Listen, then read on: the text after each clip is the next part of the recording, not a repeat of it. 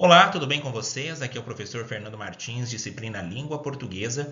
Irei aí corrigir uma das questões que foi aplicada recentemente pela Banca Vunesp para o cargo de Polícia Militar. Vamos aqui reconhecer, entender esse poema e analisar cada uma das alternativas. Vamos lá. O título do poema, Não sei fazer poemas sobre gatos. Aqui ela está então negando, não sabe fazer. Vamos conhecer então o contexto deste poema. Não sei fazer poemas sobre gatos. Se tento, logo fogem.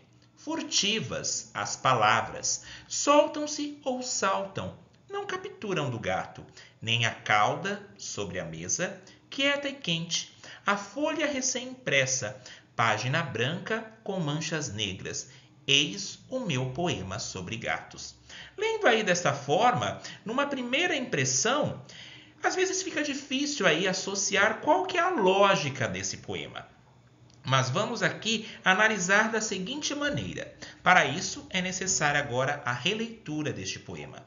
Não sei fazer poemas sobre gatos. Se tento, logo fogem. Furtivas as palavras. Muito cuidado aqui, porque se eu pergunto quem foge, o risco, se eu não tiver muita atenção, você pode falar quem foge são os gatos, mas não são os gatos que fogem. Se tento, logo fogem. Furtivas. Quem foge? As palavras. Quando eu menciono assim, no sentido figurado, estou escrevendo um poema e as palavras fugiram, as palavras escaparam, as palavras furtivas, ou seja, elas não vêm à minha cabeça para que eu possa escrever. Então, o que esse narrador aqui está escrevendo é a dificuldade que ele está tendo de inspiração para que ele faça um poema sobre gatos, porque o que ocorre? As palavras fogem do seu pensamento. Tenho aqui, então, todo esse poema aí num sentido figurativo. Então não são os gatos que fogem. Ele conhece como é um gato. Ele conhece as características de um gato. Senão ele não faria um poema sobre esse animal. A dificuldade aqui que o eu lírico está tendo, ou seja, o narrador, é justamente de fazer um poema sobre os gatos. Sendo assim, quem foge, então? Quem foge são as palavras, porque está faltando inspiração. E o que ocorre mais? As palavras se soltam, ou seja, quando ele escreve, as palavras ficam soltas, não tem nexo, ou saltam, não capturam do gato, ou seja, não consegue ali fazer de uma forma poética um poema sobre o gato, não consegue falar nem sobre a cauda e sobre a mesa. O que tem sobre a mesa quieta e quente? Tem a folha recém-impressa. Então verifiquem aqui, pessoal, a necessidade de aplicar sintaticamente aí o verbo para se descobrir quem é o sujeito. Então, compreender gramática está sim completamente associada ao processo de interpretação textual. Aqui está falando que as palavras fugiram, as palavras ficaram furtivas, não conseguem aí capturar a essência do gato que ele quer aí escrever no poema, já que é um texto literário aí trabalha com a estética, com a beleza do texto, com a subjetividade, e depois ele fala que o que está sobre a mesa, quieta e quente, está a folha recém-impressa. Daí você pergunta, mas o que tem a ver a folha recém-impressa? Eu faço aí uma associação. E aí vão ter algumas informações que ficam nas entrelinhas, algumas informações que ficam subentendidas. Quando eu vou imprimir algumas folhas, por exemplo, e eu tiro ela da impressora logo em seguida, vocês vão verificar que a folha ali ela sai quente por conta da tinta e de todo o processo da impressora que se há. Sim, quem já não falou, por exemplo, quando imprimiu vários documentos ou imprimiu um documento, por exemplo, e falou, nossa, a folha saiu quente. Ou quem já não tentou imprimir algum documento e a tinta da impressora vazou sobre o papel, ou seja, as letras ficaram borradas. Então é justamente essa experiência aí que este narrador está vivenciando. Vamos retomar. A folha recém-impressa. página branca com manchas negras. Eis o meu poema sobre gatos. Então, o que ela associa aí o poema sobre gatos?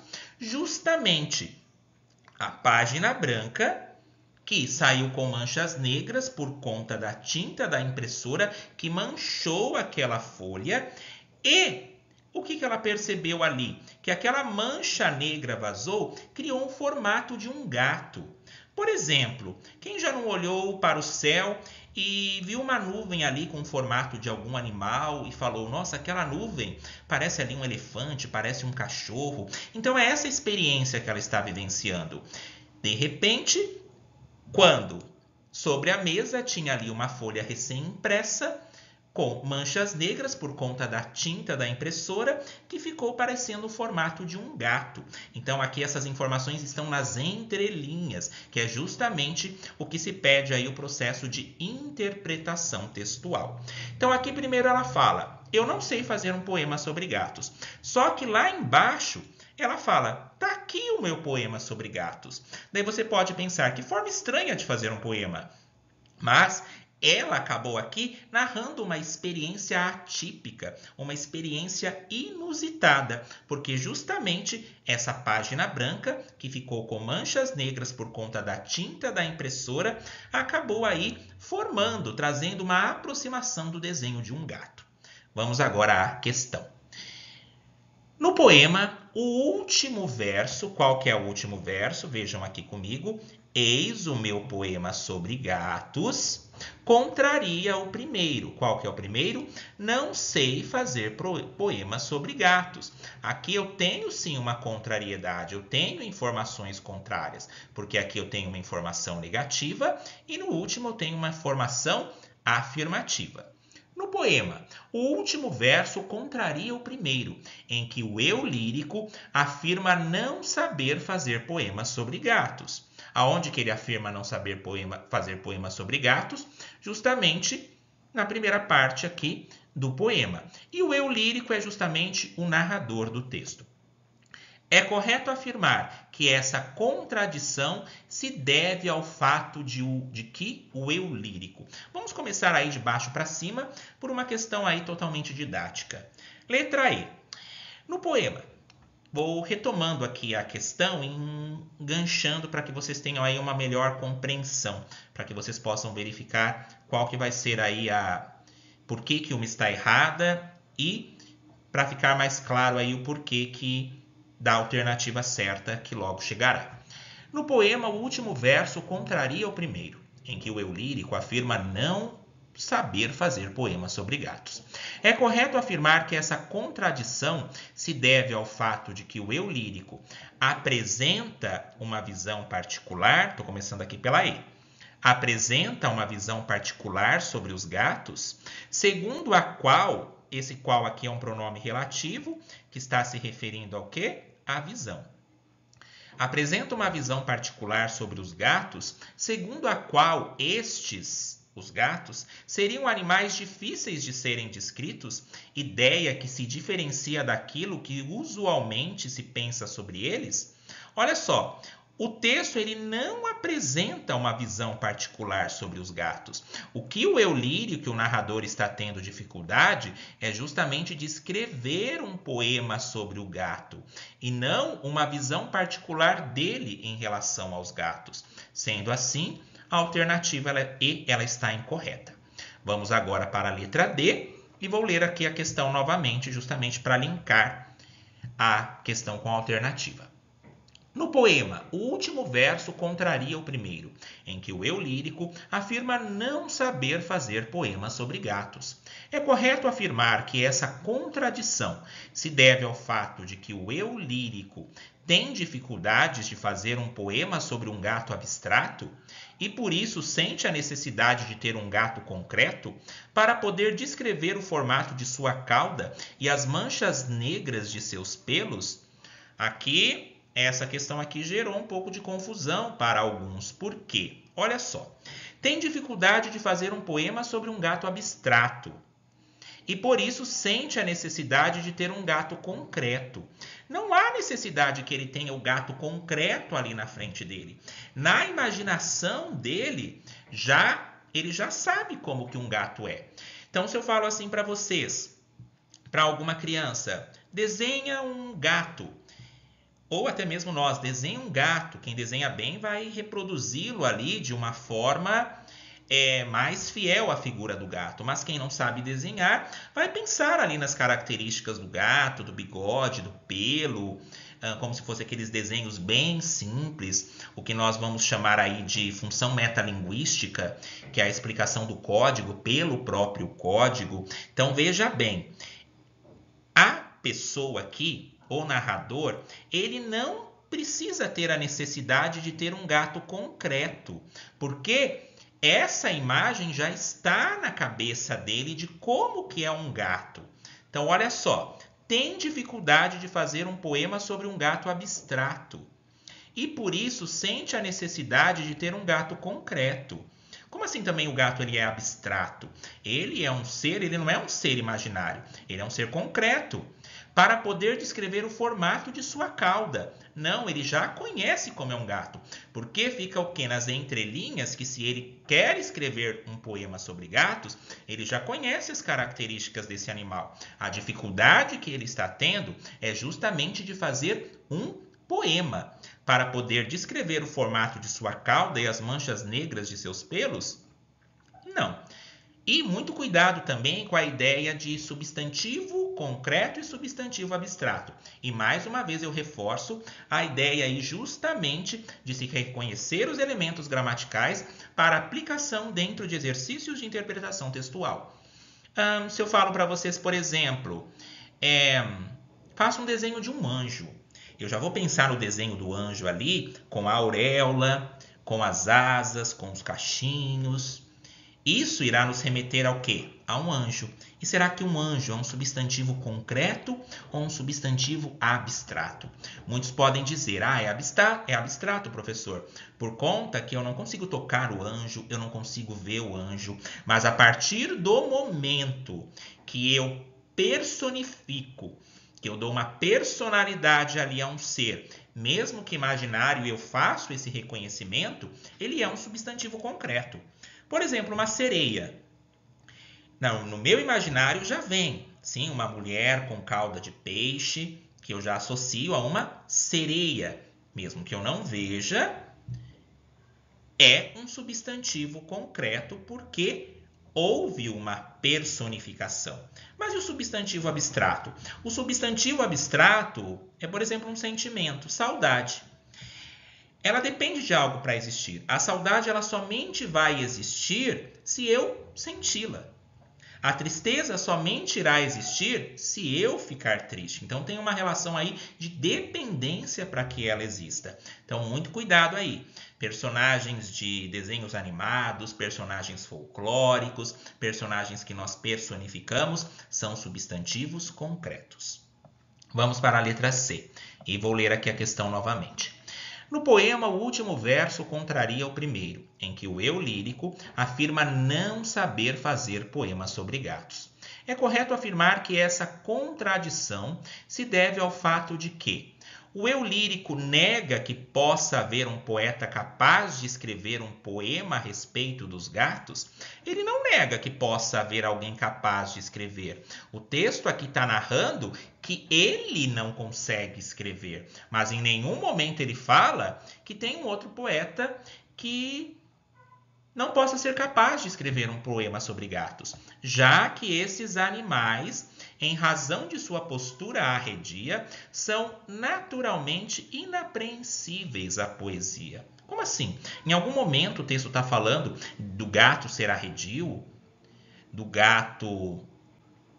Isso depende para que possa ser feita uma poesia sobre gatos? Também não. Letra B. No poema, o último verso contraria o primeiro, em que o eu lírico afirma não saber fazer poemas sobre gatos. É correto afirmar que essa contradição se deve ao fato de que o eu lírico procura escrever um poema sobre gatos que explique como Por meio de seus movimentos e de suas características físicas, esses animais instigam a curiosidade humana. Ele está tendo aí a intenção de explicar como são os gatos, as características físicas dos gatos, igual existem aí séries, documentários que falam sobre a vida dos gatos, as particularidades do gato. Essa é a intenção dele no poema? Também não. Sendo assim, qual é a alternativa certa? A letra A, mas vamos analisá-la. No poema, o último verso contraria o primeiro, em que o eu lírico afirma não saber fazer poemas sobre gatos. É correto afirmar que essa contradição se deve ao fato de que o eu lírico reconhece que as palavras do poema que lhe escapam, olha que está entre vírgula aqui, e a própria folha que acabara de imprimir, a qual ainda está quente e com as marcas de tinta preta, possuem características semelhantes às de um gato? Sim, é essa a alternativa. Lembra que eu mencionei para vocês que ele reconhece que as palavras do poema lhe escapam. Olha aqui. O que escapa? O que foge? As palavras. Escapar aqui pode ser associado aqui a fugir. Então, ele reconhece que as palavras do poema que lhe escapam e a própria folha que acabara de imprimir, lembra da folha recém-impressa? Então, se ela é recém-impressa, é porque ela acabou de passar pelo processo ali de impressão. E a própria folha que acabara de imprimir, a qual ainda está quente. Como que eu sei que ela está quente? Olha só. O que está sobre a mesa quieta e quente? Veja, ó, quente está a folha. E com as marcas de tinta. Marcas de tinta, aqui, manchas negras. É a mesma coisa que as marcas de tinta preta. Possuem características semelhantes às de um gato. Eis o meu poema sobre gatos. Porque justamente a tinta fresca da impressora, num processo ali de impressão, manchou aquela folha branca e tornou aí uma característica semelhante à figura de um gato. Então, foi isso que o eu lírico, o narrador, considerou como se fosse aí um poema. Então, cuidado aí com essas associações, verifiquem os verbos, perguntem para achar os sujeitos. Olha só que folha recém-impressa está associado aqui com uma folha que acabara. Esse acabar aqui está no pretérito mais que perfeito, ou seja, que tinha acabado de imprimir, a qual ainda está quente. Olha a palavra quente aqui dentro do poema. E quem está quente? A folha. Fiz uma pergunta aqui. E com as marcas de tinta, manchas negras. E aqui preta, possuem características semelhantes às de um gato. A alternativa A é a alternativa correta.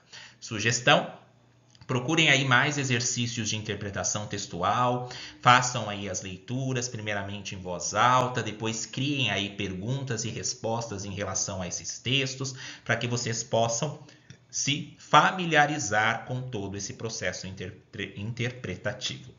Ok? Então, nos vemos em próximos vídeos com mais dicas. No canal aí tem muito mais dicas para vocês. E língua portuguesa é troca, vivência e diálogo. Nos vemos então em uma próxima correção. Obrigado e até a próxima.